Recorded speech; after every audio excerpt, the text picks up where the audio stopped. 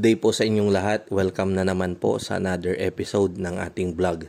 Ang nakikita nyo po ngayon ay pag-aayos ng mga sako na pinaglagyan ng mga feeds natin sa farm. So nakikita nyo, sako po yan ng ating feeds na ginagamit. Walang iba kundi ang Pure Blend na layer crumble. Ayan. So nakakatuwa po kasi for the first time ay pinaipon ko po kasi yung sako natin at may buyer na nagpunta sa farm para bumili ng sako. Yung mga pinagsasakuhan nyo lang ay inyong ipunin. Sayang din po yan, magiging pera din siya. So sa atin, ang pinapakain kasi natin sa isang araw ay nasa 44 bags na layer 1 crumble, and then sa growing house naman para dun sa mga pinapalaki nating sisiw para maging RTL ay marami-rami rin po yan.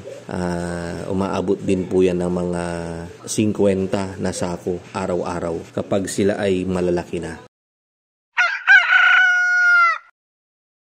Last year, pinaipon ko yung nung bandang November, nag-umpisa na ako magpaipon ng sako. And then may mangilan-ngilan naman na bumibili-bili sa farm yung mga gagamitin sa pangmais, pangpalay, may mga nabebenta. Pero yung dito sa may farm natin sa growing house natin ay pinaipon ko, hindi nila nagalaw. Ito ngayon yung nakakatuwa.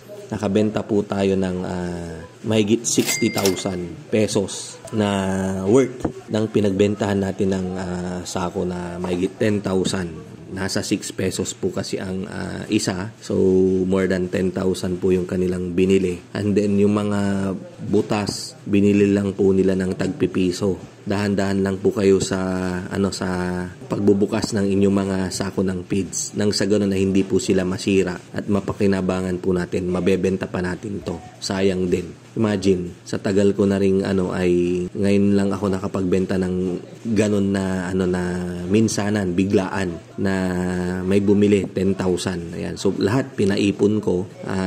Ito nga yung nasa video na nakikita nyo ay yan lang yung mga pinangtapete natin. Kapag nagsasakay po ako ng itlog sa aking pick-up ay pinangbabalandra para yung itlog hindi umalog-alog dun sa sidings ng Hilux. So yan po yung nakita ko rin dito sa bodega.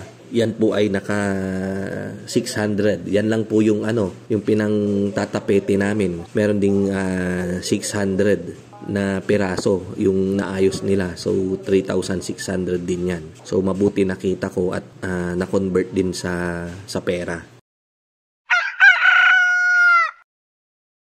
So may kita po talaga sa sako. I-share ko po ito sa inyo para ma-inspired po kayo at alagaan at itago yung ating mga sako. Pag-ingatan po natin. Nang sa ganun ay magamit po natin ulit at mabenta. So sana nagustuhan nyo yung ating video ngayong araw. Kita-kita po ulit tayo sa mga susunod nating vlog. Marami pong salamat. Mabuhay po tayong lahat and God bless.